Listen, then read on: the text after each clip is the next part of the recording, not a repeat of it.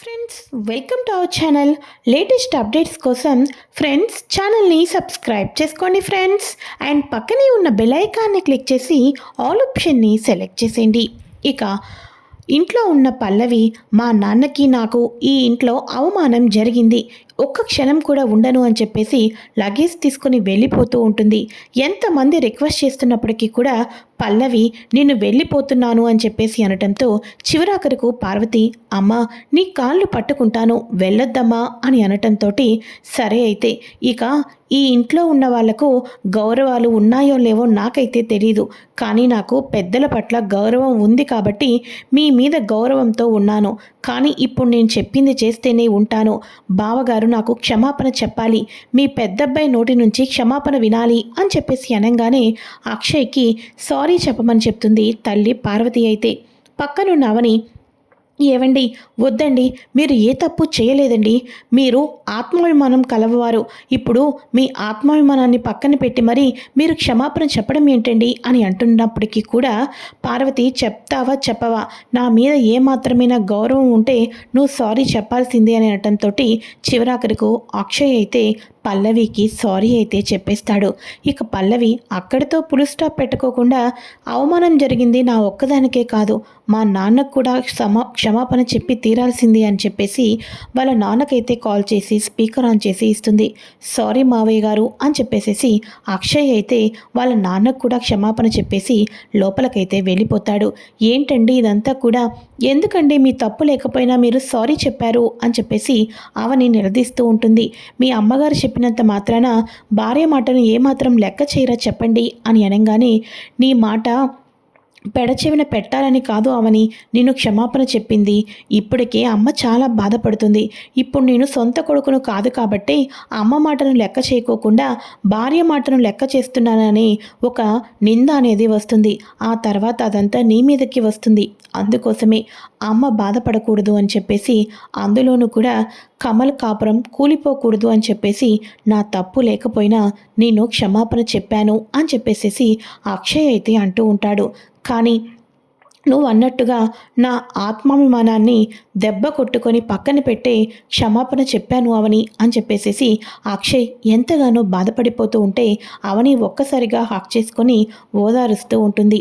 ఇప్పుడు మీరు క్షమాపణ చెప్పినందుకు ఇందాకటి దాకా నాకు కోపం ఉండేది అండి, కాకపోతే తమ్ముడు జీవితం కోసం ఇక కడుపుతో ఉన్న పల్లవి ఇంటి నుంచి వెళ్ళిపోతే కమల్ జీవితం ఏమైపోతుందా అని మీరు ఒక్కసారి ఆలోచించారు చూడండి, ఇప్పుడు నాకు మా దృష్టిలో మీరు హీరో అయ్యారండి అని చెప్పేసి అవని తన భర్తను ఓదారుస్తూ ఉంటుంది.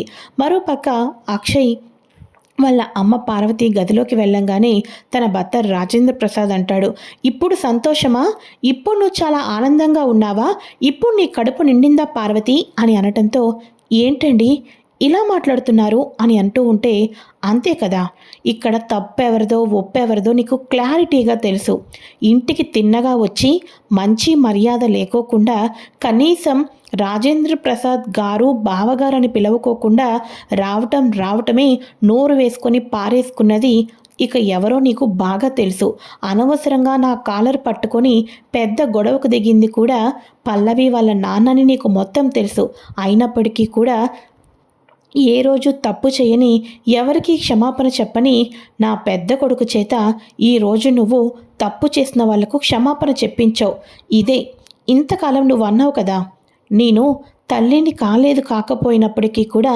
కన్న తల్లి కన్నా గొప్పగానే చూసుకుంటూ వచ్చాను అండి అని చెప్పేసి అన్నావు, కానీ ఒకటి గుర్తుపెట్టుకో, అదే నీ స్థానంలో గనక కన్న తల్లి ఉంటే కొడుకుకి ఎట్టి పరిస్థితుల్లోనూ కూడా క్షమాపణ చెప్పమనేది కాదు, ఎందుకంటే అక్కడ అగౌరవం పడుతుంది, నలుగురిలోనూ తలదించుకుంది నా పెద్ద కొడుకు కాబట్టి అని చెప్పేసి రాజేంద్ర ప్రసాద్ పార్వతీకైతే గట్టిగా హెచ్చరిస్తాడు.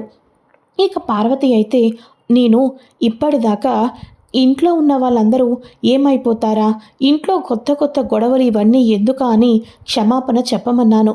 కానీ ఈయన మాటలన్నీ వింటుంటుంటే అక్షయ్కి మనసులో కూడా నా మీద చెడు అభిప్రాయమే వచ్చి ఉంటుందేమో అని నాకు అనిపిస్తుంది.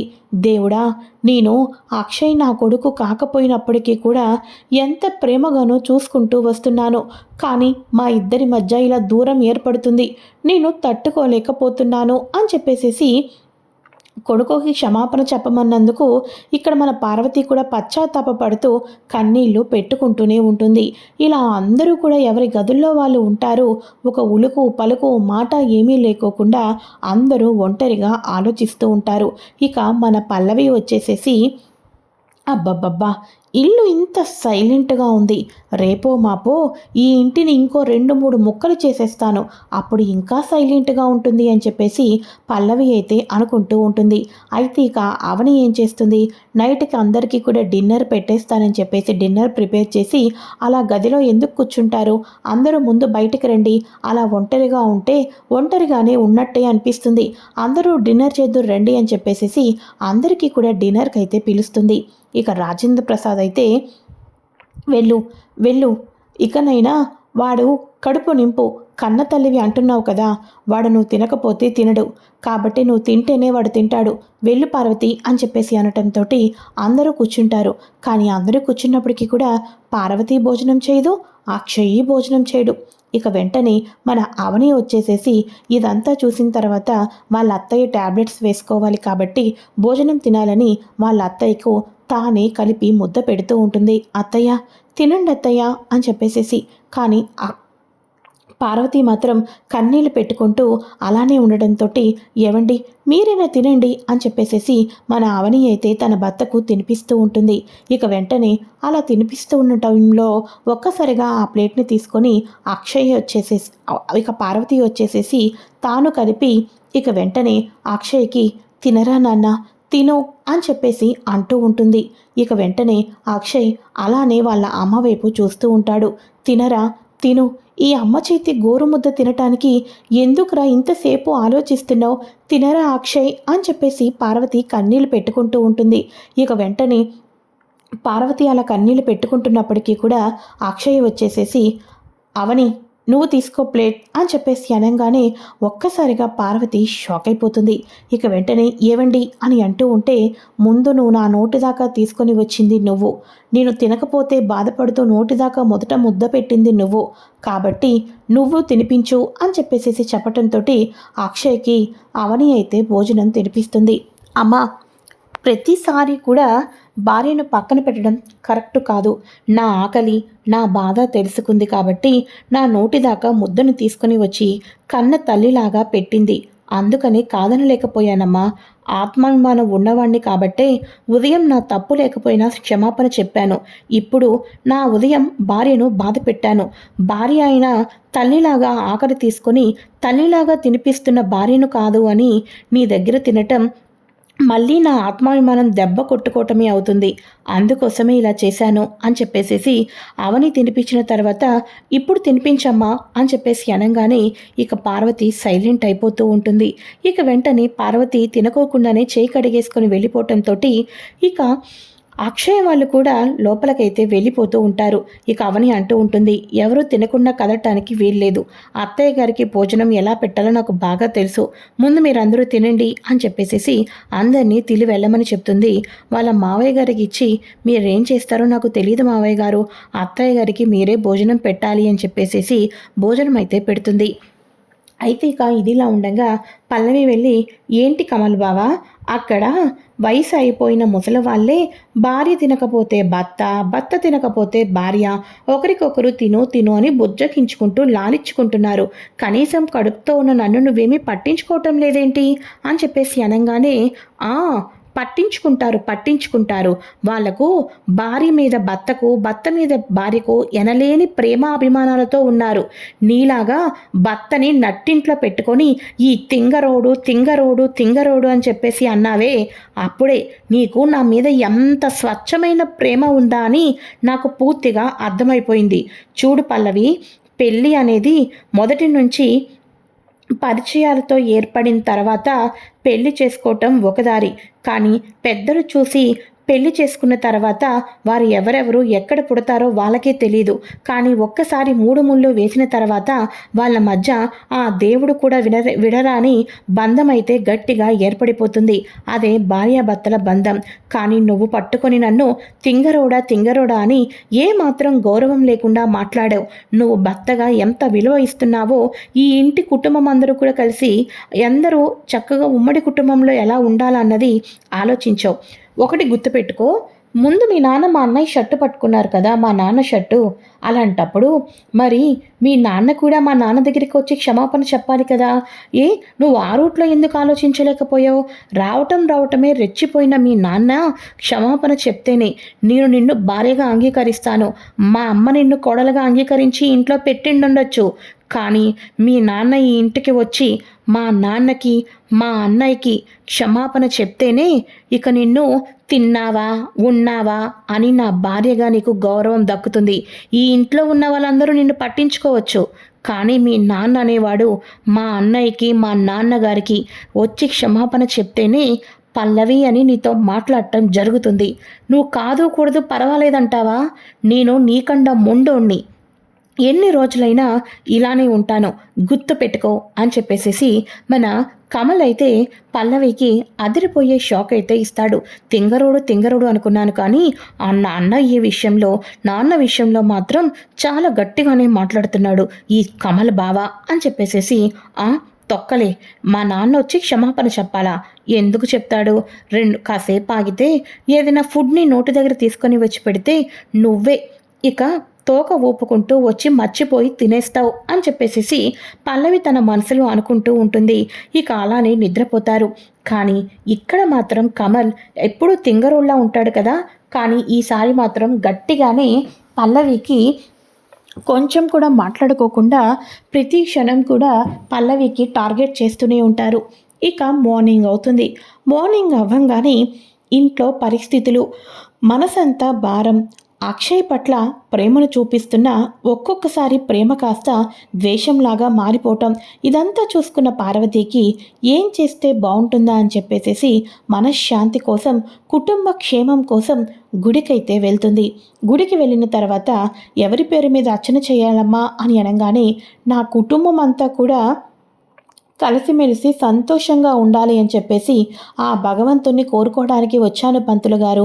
నా కుటుంబం మొత్తం క్షేమం కోసం పూజ చేయండి అని చెప్పేసి పార్వతి అయితే చెప్తుంది. ఇక పార్వతి గుడిలోకి వెళ్ళిన తర్వాత ఆ దేవుడికి ఎంతగానో కన్నీళ్లు పెట్టుకుంటూ దేవుణ్ణి వేడుకుంటుంది. ఆ తర్వాత పూజ అంతా చేసుకొని తిరిగి వస్తూ ఉండగా ఇక అనురాధ వాళ్ళ తమ్ముడు అక్షయ్ వాళ్ళ మొదటి వాళ్ళ అమ్మ ఉంటుంది కదా, తన తమ్ముడైతే దయాకర్ అయితే కనిపిస్తాడు. దయాకర్ కనిపించడంతో పార్వతి అలానే కోపంగా చూస్తూ ఉంటుంది. ఏంటి చెల్లమ్మ, చూడంగానే నాకు డబ్బు ఇవ్వాలా నగివ్వాలా అని ఆలోచిస్తున్నావా? ఏదో ఒకటి ఇవ్వాలి కదా, ఇవ్వు చెల్లమ్మ ఇవ్వు అని చెప్పేసి అనగానే నువ్వు ఇంతకాలం బెదిరించి డబ్బు తీసుకున్నావు, కానీ ఇక నుంచి నీకు డబ్బు ఇవ్వవలసిన అవసరమేమీ లేదు, నీకు భయపడాల్సిన అవసరమేమీ లేదు.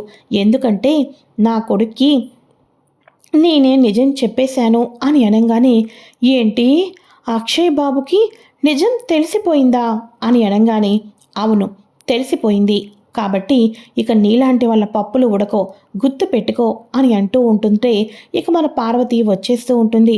ఇదేంటి దేవుడా ఇలా చేసావు? ఇక ఈ రకంగా అడ్డు పెట్టుకొని మా బావ దగ్గర డబ్బులు తీసుకునేవాడిని, ఆ పల్లవి వాళ్ళ నాన్న దగ్గర డబ్బులు తీసుకునేవాడిని. ఇలా జరిగిందేంటి? దేవుడు మంచివాడు కాదు, నా ఆనందాన్ని చూడలేకపోయాడు. ఇక వాళ్ళనైనా బ్లాక్మెయిల్ చేసి ఆ పల్లవి వాళ్ళ నాన్న దగ్గర డబ్బులు తీసుకొని హ్యాపీగా ఎంజాయ్ చేసేవాడిని. ఇలా జరిగిందేంటి అని అంటూ ఉండగా అడుగులు వేసుకుంటూ వెళ్ళిపోతున్న పార్వతి ఈ మాట విని ఒక్కసారిగా ఆగిపోతుంది. ఆగిపోయి వెనక్కి వెళ్ళి ఏం మాట్లాడావు ఇప్పుడు? నువ్వు బెదిరించింది నన్ను, నా భర్తని, నా భర్త దగ్గర నుంచి చైన్ని, మా దగ్గర నుంచి హారాన్ని, వీటిని కాచేశావు.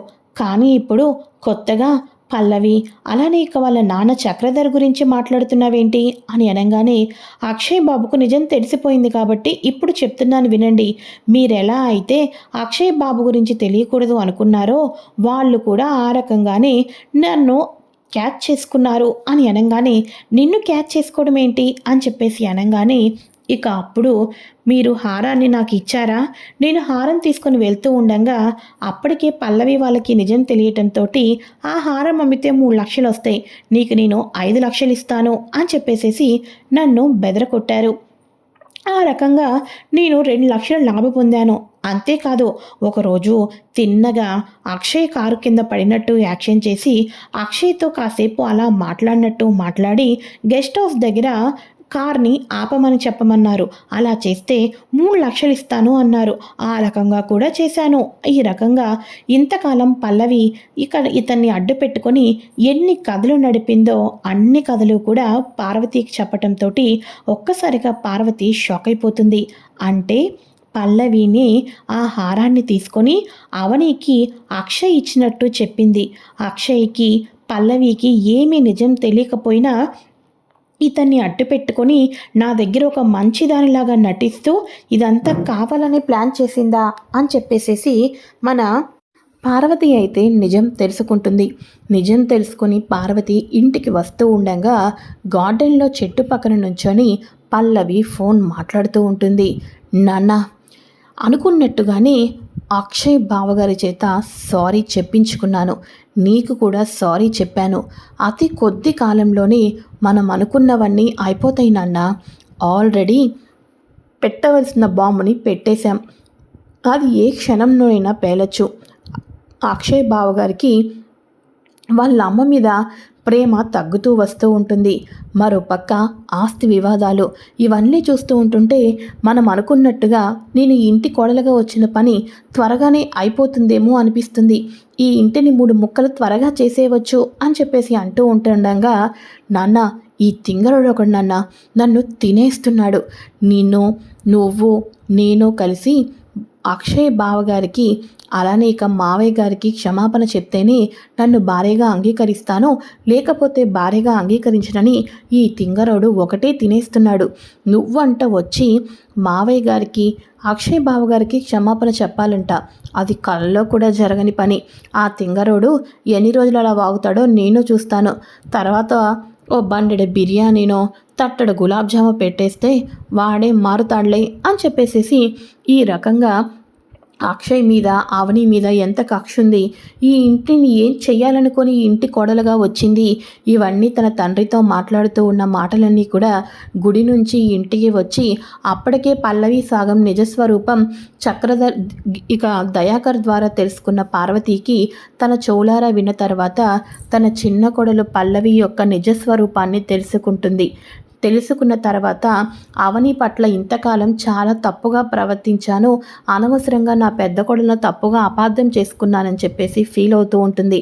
కానీ పక్కనే ఉన్న పల్లవి యొక్క ఇంకా తన మంచితనంతో పల్లవి ఏం చేస్తుందా ఇవన్నీ తెలుసుకోవాలి అంటే పల్లవి నిజస్వరూపం తెలిసిపోయిందని చెప్పేసేసి ఎట్టి పరిస్థితుల్లోనూ బయటపడకూడదు అని చెప్పేసేసి పార్వతి ఇక నుంచి కొత్తగా ఆలోచించి కొత్త ప్లాన్లు అయితే వేయబోతూ ఉంటుంది. ఇది ఫ్రెండ్స్ లేటెస్ట్ ఎపిసోడ్.